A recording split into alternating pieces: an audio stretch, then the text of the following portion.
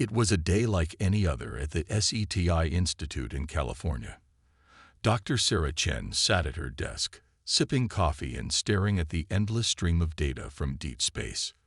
For years, she and her team had searched for signs of alien life. Today, they would finally find it. At exactly 3:17 p.m., every computer in the lab started beeping wildly. Sarah spilled her coffee as she jumped up, her eyes wide with disbelief. "What's happening?" she shouted to her colleague, Dr. Mike Peterson.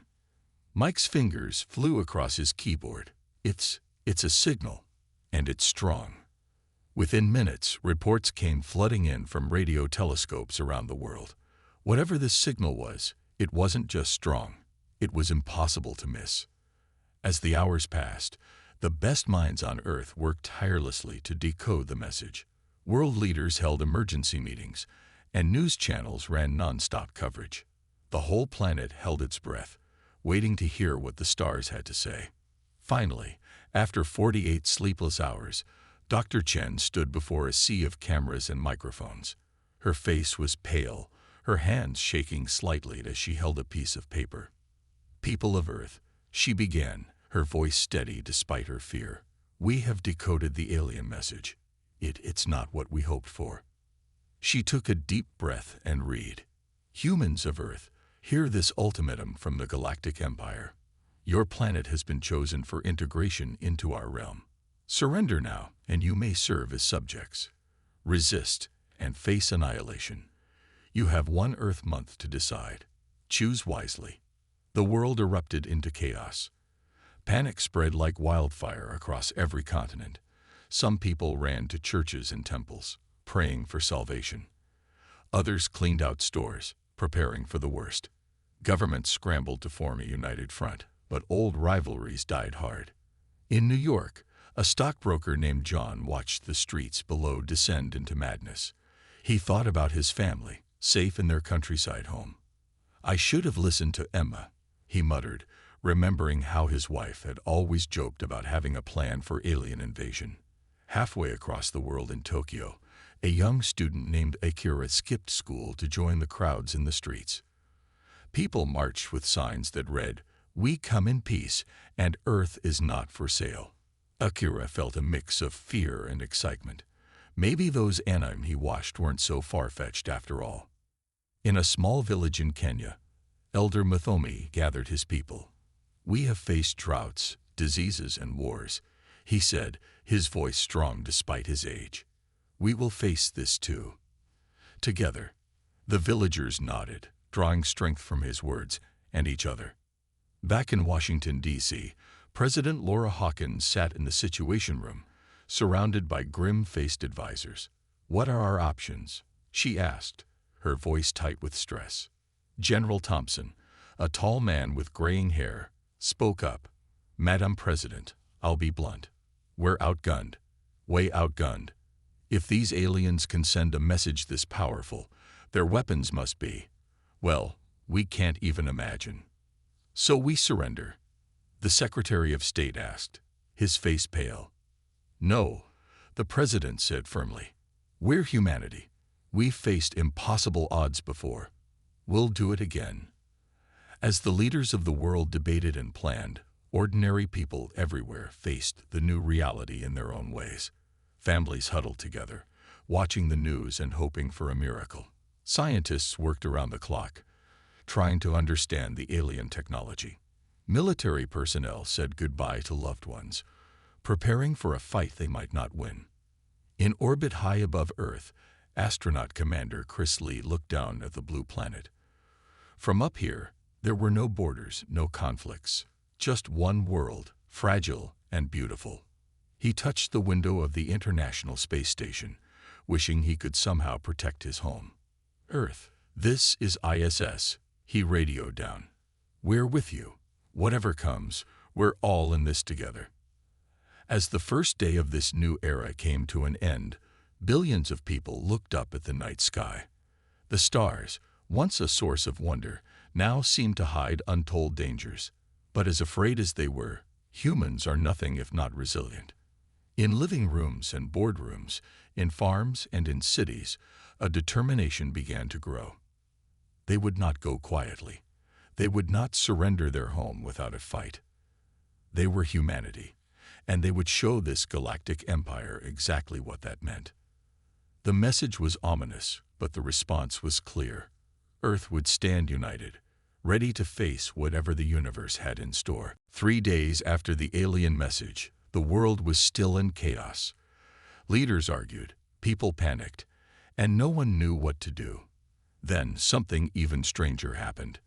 It was midnight in New York City when every screen in Times Square suddenly went black. People stopped and stared. Then, a face appeared on all the screens at once. The face belonged to a man who looked both young and old at the same time. He had dark skin, bright eyes, and a calm smile. When he spoke, his voice echoed from every speaker in the square. "People of Earth," he said, "do not be afraid. I am the Watcher, and I have guarded your planet for thousands of years." Around the world, the same face appeared on every TV, computer, and phone screen. In London, a bus driver nearly crashed when the Watcher's face popped up on his GPS. In Rio de Janeiro, beachgoers gathered around a tourist's iPad, listening in awe. The Watcher continued, "I know you're scared.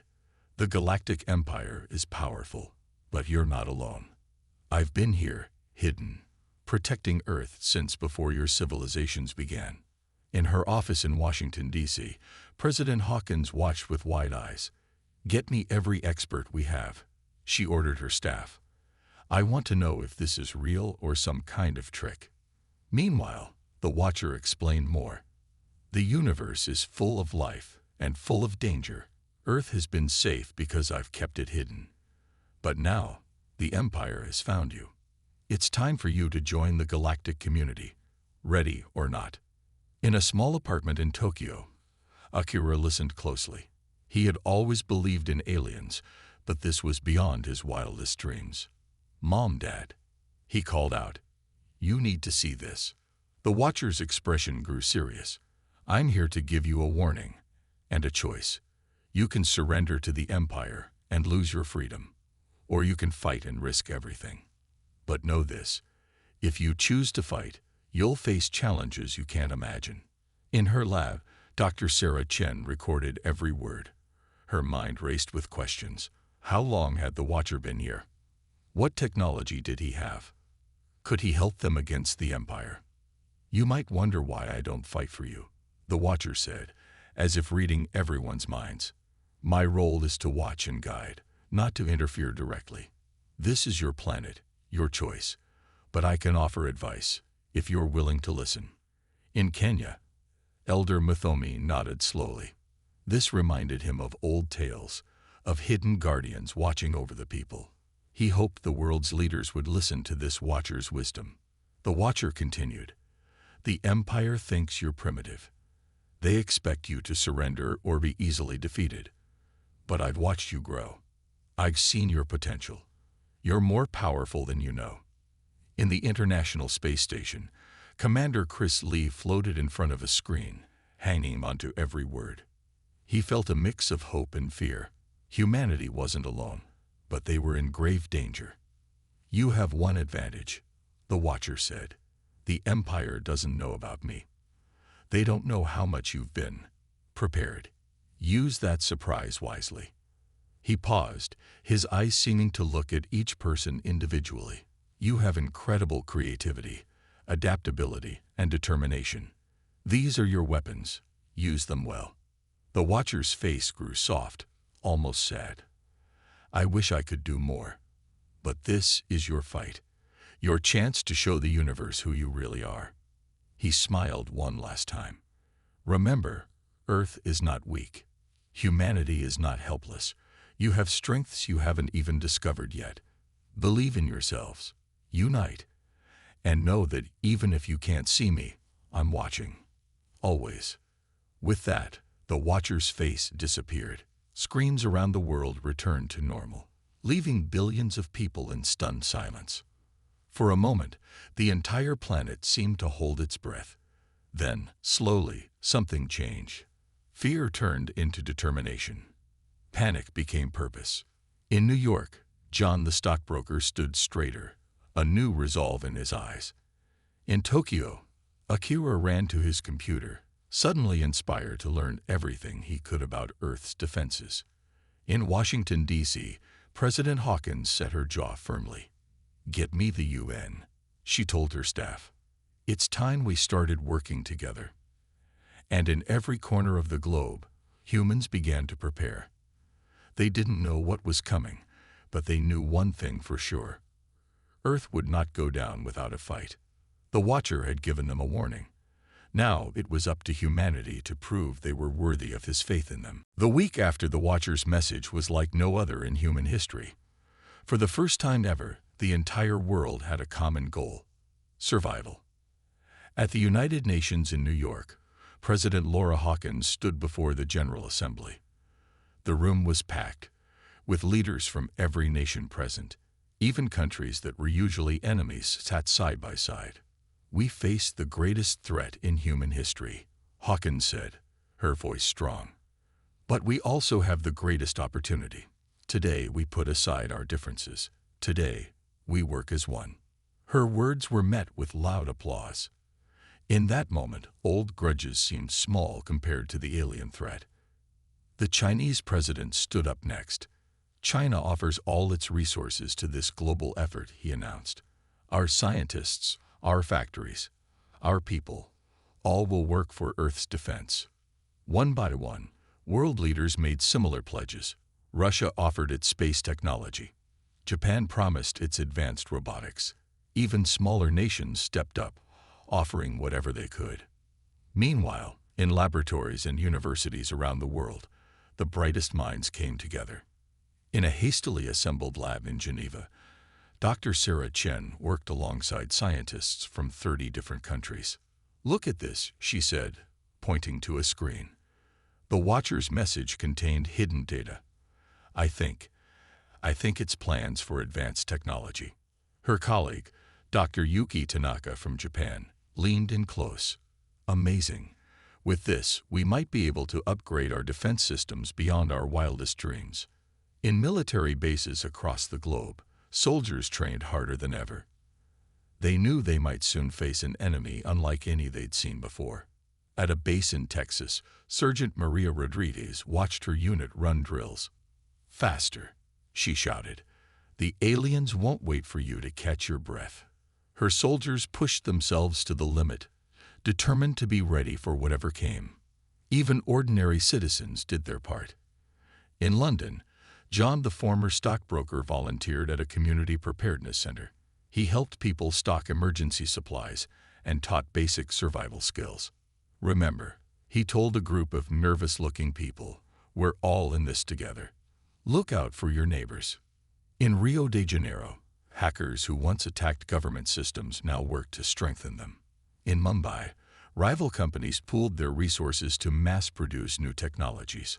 High above the Earth, the International Space Station became a key observation point.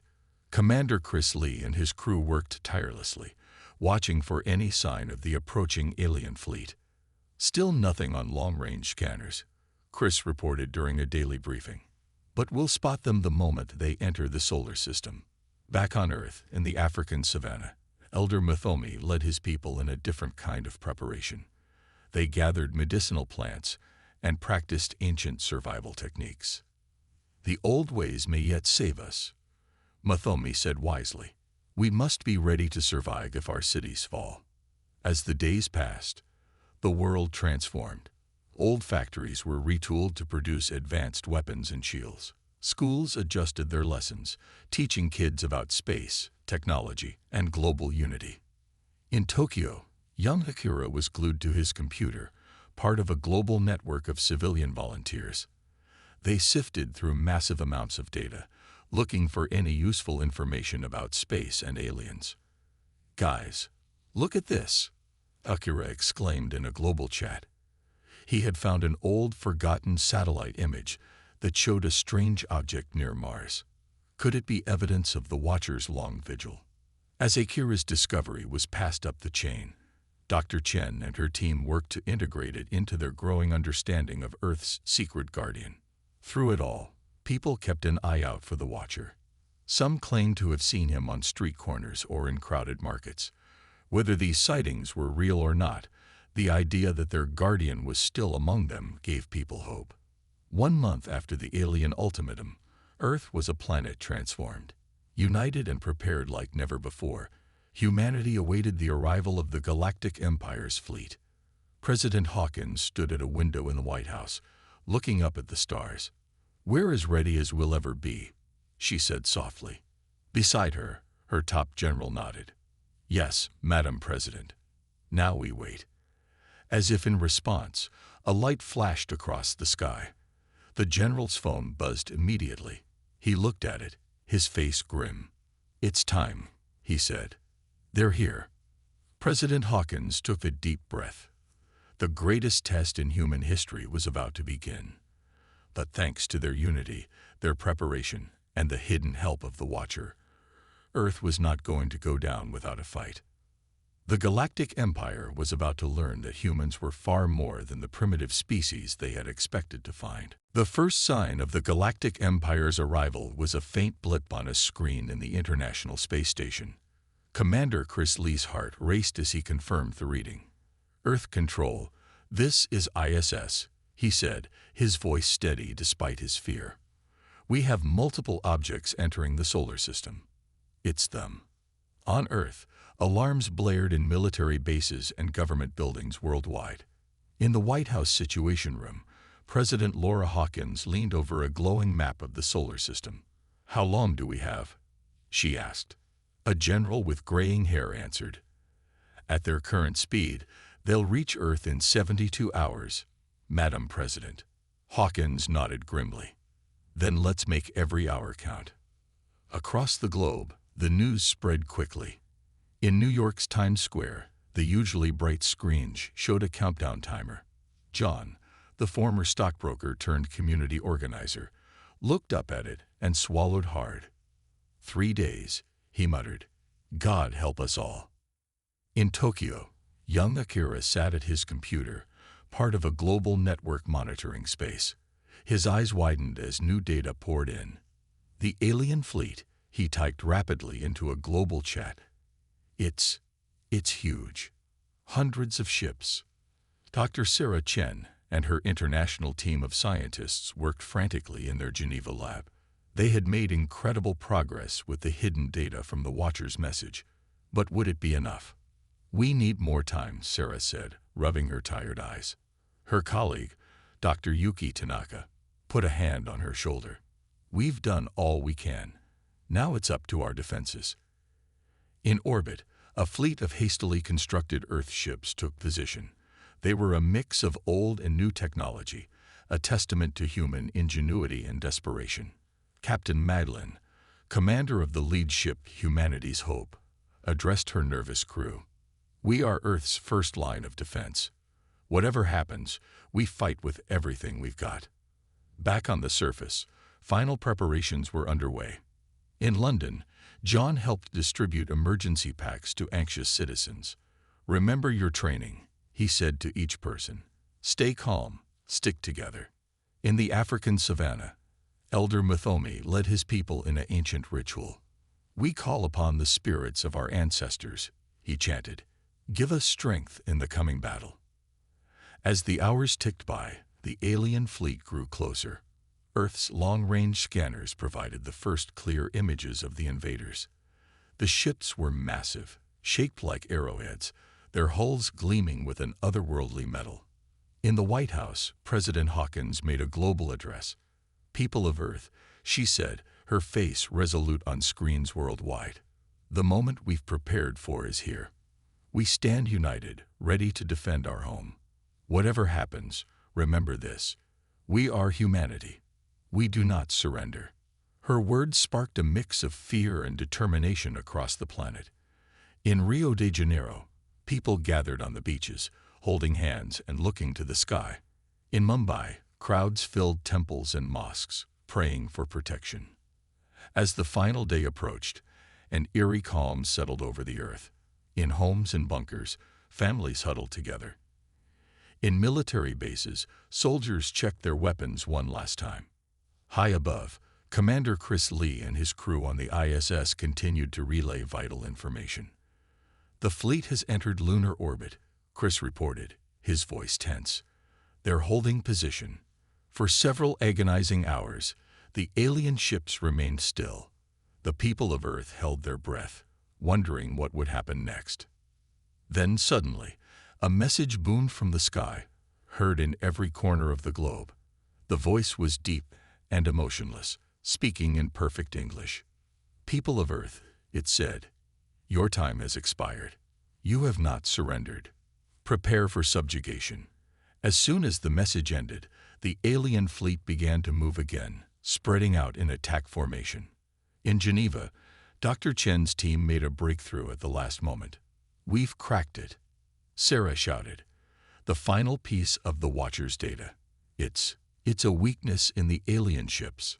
She rushed to transmit the information to Earth's defenses, praying it wasn't too late.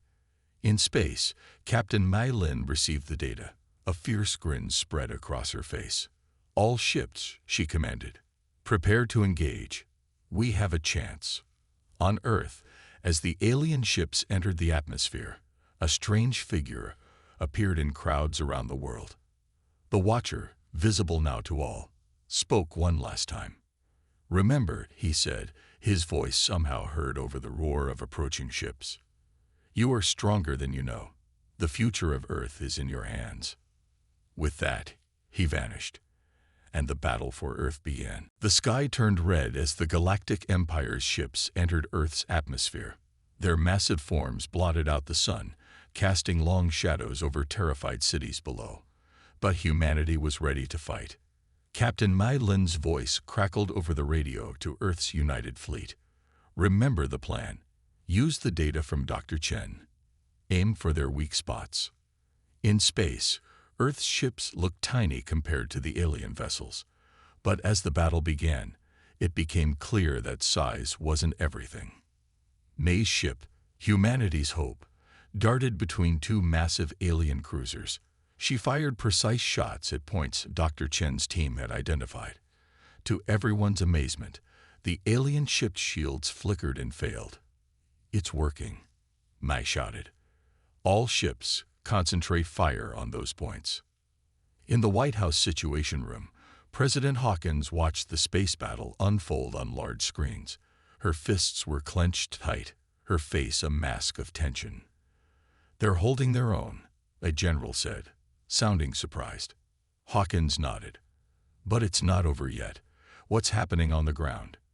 The answer came soon enough. Despite Earth's best efforts, some alien ships broke through. They descended on major cities worldwide, their intentions clear: total domination. In New York, John watched in horror as an alien ship hovered over Manhattan. But instead of panicking, he sprang into action. "Everyone to the tunnels," he shouted, guiding people to pre-prepared underground shelters. "Stay calm, stick to the plan." Similar scenes played out in cities across the globe. In Tokyo, Akira used his computer skills to coordinate civilian movements, helping people avoid danger zones. In Rio de Janeiro, local police worked with military units, using guerrilla tactics against alien ground forces. They used the city's winding streets and steep hills to their advantage, ambushing the invaders at every turn. Back in space, the battle raged on. Earth had the advantage of surprise, but the aliens had numbers and advanced technology. For every alien ship destroyed, it seemed 2 more took its place. On the ISS, Commander Chris Lee and his crew worked tirelessly. They used the station's unique position to provide crucial intelligence to Earth's forces. "Watch out, Mai," Chris called over the radio. 3 bogeys on your 6. Captain Mai Lin skillfully maneuvered her ship, avoiding the alien attack. "Thanks, Chris," she replied. "Keep those eyes sharp." On the ground, the situation was dire. Alien troops had landed in several cities. Their advanced weapons cut through Earth's defenses like paper. In the African savannah, Elder Mathomi led his people in a different kind of resistance. Using their knowledge of the land, they set traps for the aliens, disappearing into the bush before the invaders could retaliate. "We may not have their weapons," Muthomi told his warriors, "but we have our wits and our will." In Geneva, Dr. Sarah Chen and her team worked frantically to find more weaknesses in the alien technology. Every bit of data from the battlefield was analyzed, every possibility explored. "Look," Dr. Tanaka suddenly exclaimed. "Their communication system. It's vulnerable to our old radio frequencies." Sarah's eyes widened. "Quick, tell the military.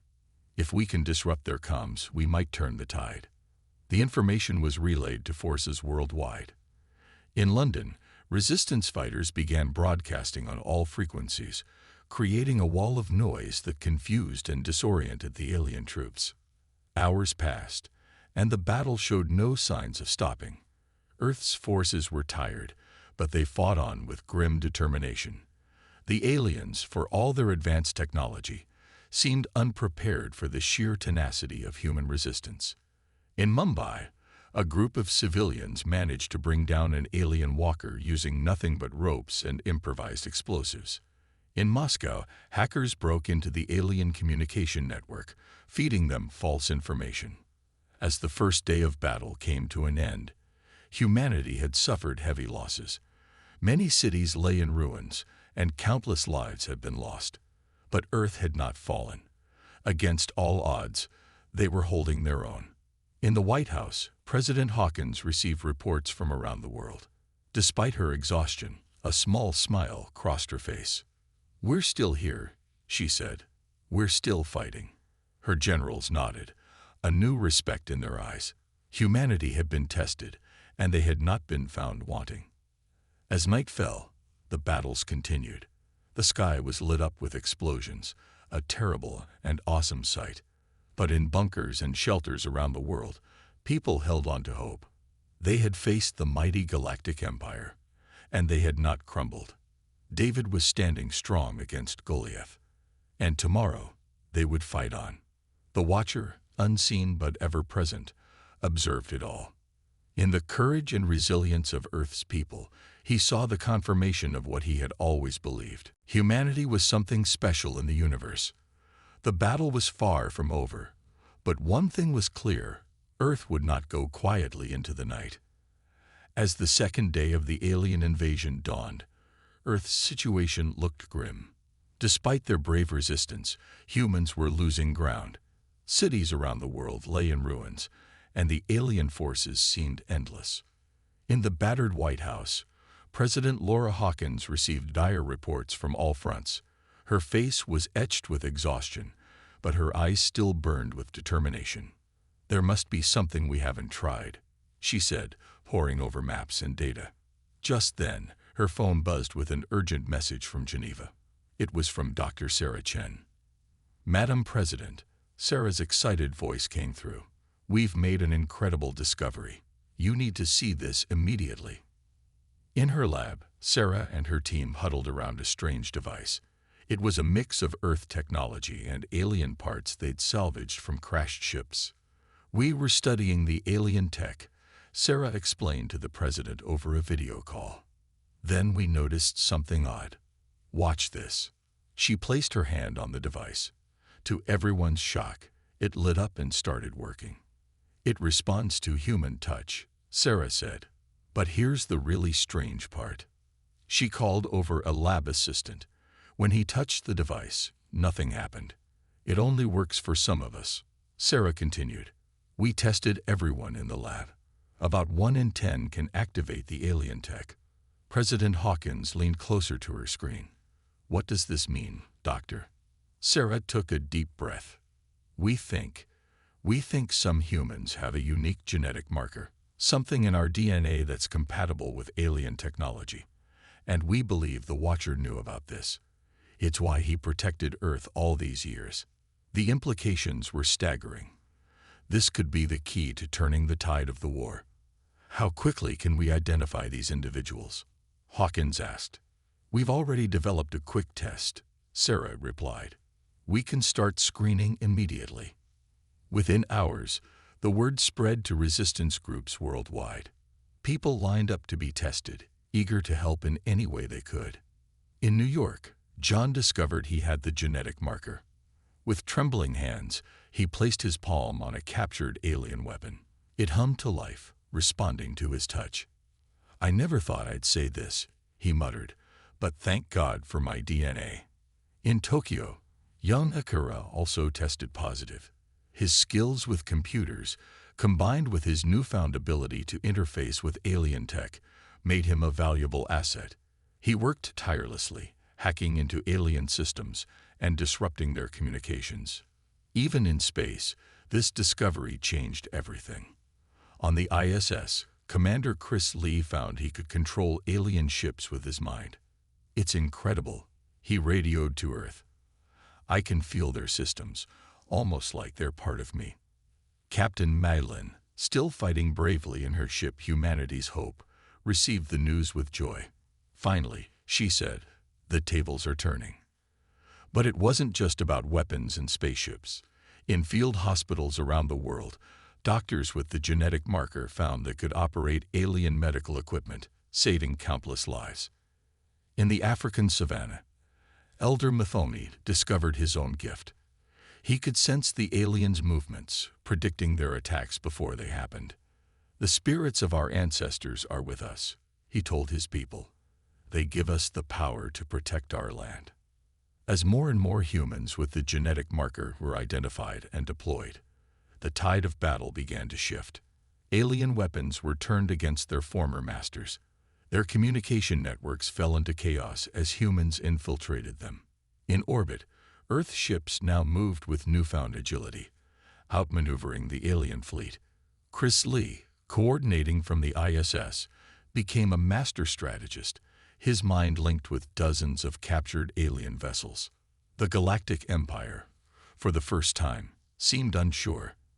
Their carefully laid plans were falling apart in the face of this unexpected human ability. In a desperate move, the alien commander launched an all-out attack on Earth's major cities, but humanity was ready. In London, John led a group of genetically gifted humans in operating a massive alien defense system. They created an energy shield that protected the city from bombardment. In Rio de Janeiro, local engineers with the marker managed to reactivate a downed alien ship. They used it to drive back the invading forces, pushing them out of the city. As the battles raged on, a strange thing began to happen. Humans with the genetic marker started to understand the alien language. They heard whispers, fragments of thoughts.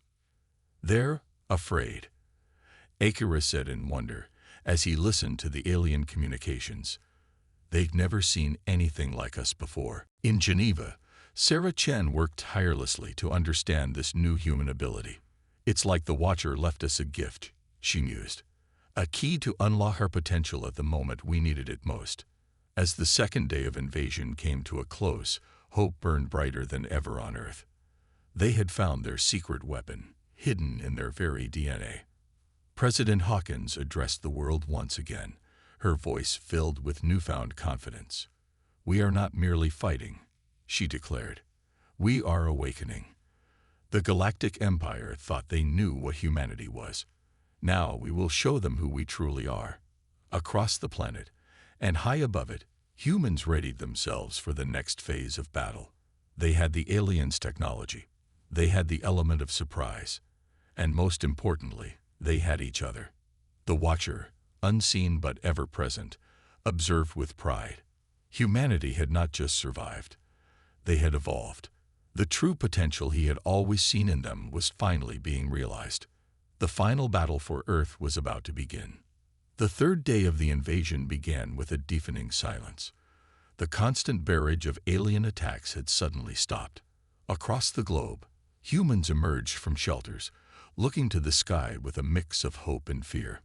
In the White House Situation Room, President Laura Hawkins and her team watched the screens intently. "What are they doing?" she asked, her voice tense. As if in answer, a message boomed from the heavens, heard by every person on Earth. "Humans," the alien voice said, sounding less confident than before, "we offer a ceasefire. We wish to negotiate." A cheer erupted in the room. Hawkins raised her hand for silence. "It's not over yet," she warned. But we've got them on the back foot. In space, Captain Mai Lin's ship, humanity's hope, floated amidst the debris of battle. She smiled tiredly at her crew. We did it, she said. We held the line. On the ISS, Commander Chris Lee and his team celebrated cautiously. They had a perfect view of the alien fleet, now retreating to a safe distance. They're regrouping, Chris reported to Earth. But they're not leaving. Stay alert.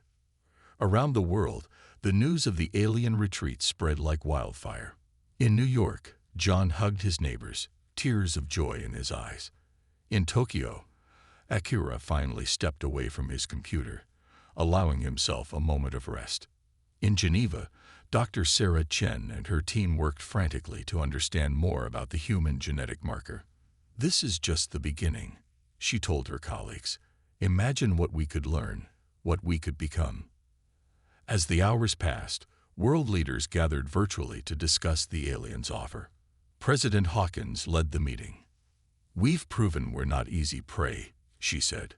Now we negotiate from a position of strength. In Africa, Elder Mathomi gathered his people. We have fought bravely, he said. Now we must be wise in peace. The alien commander, a tall being with shimmering blue skin, appeared on screens worldwide. We underestimated you, it admitted. We offer peace and an invitation. The terms were unexpected. The Galactic Empire, shaken by Earth's resistance, offered humanity a place among the stars. Not as subjects, but as equals. Your species has shown remarkable potential, the alien said. We would be honored to have you join us. The offer sparked intense debate. Some humans were eager to explore the galaxy, while others were wary of trusting their former enemies. In the end, a compromise was reached. Earth would remain independent but would open diplomatic relations with the Empire. Humans would be free to travel the stars, and alien technology would be shared to help rebuild the planet. As the negotiations concluded, a familiar figure appeared in the White House. The Watcher materialized, a proud smile on his ageless face. You have exceeded even my highest hopes, he said to President Hawkins. You are ready now for your true role in the universe. Hawkins extended her hand. Will you help us? There's so much to learn, so much to explore. The Watcher nodded. It would be my honor. My watch has ended, but a new journey begins, for all of us. In the days that followed, Earth began to heal. Alien technology, combined with human ingenuity, helped rebuild cities faster than anyone thought possible. The genetic marker that had turned the tide of war now opened new frontiers in medicine and science. John found himself leading efforts to incorporate alien tech into everyday life. From stockbroker to alien tech expert, he laughed. Life sure takes strange turns. Akira's skills made him a natural diplomat. He worked tirelessly to improve communication between humans and their new alien allies. In space, Mai Lin and Chris Lee led the first human expeditions beyond the solar system. Earth ships, now upgraded with alien tech, explored the wonders of the galaxy. Dr. Chen's research unlocked more secrets of human potential. We're evolving, she announced to the world. Becoming something new, something wonderful. A year after the invasion, Earth was transformed. Gleaming spires of alien design stood alongside human architecture. In the streets, humans and alien visitors walked side by side. President Hawkins, standing with the Watcher and alien representatives, addressed the United Nations. We faced our greatest challenge, she said, and we not only survived, we thrived. We showed the galaxy the best of humanity, our courage, our ingenuity, our unity. She looked out at the assembled leaders, her eyes shining. Now we take our place among the stars, not as conquerors, not as the conquered, but as explorers and peacekeepers. The Watcher nodded approvingly. In humanity's triumph, he saw the fulfillment of an ancient promise, a new hope for the entire galaxy. As night fell, people around the world looked up at the stars. But now, instead of fear, Their hearts were filled with wonder and excitement. The universe had tried to conquer Earth, but instead, Earth had won its rightful place in the cosmic community. Humanity's greatest adventure was just beginning.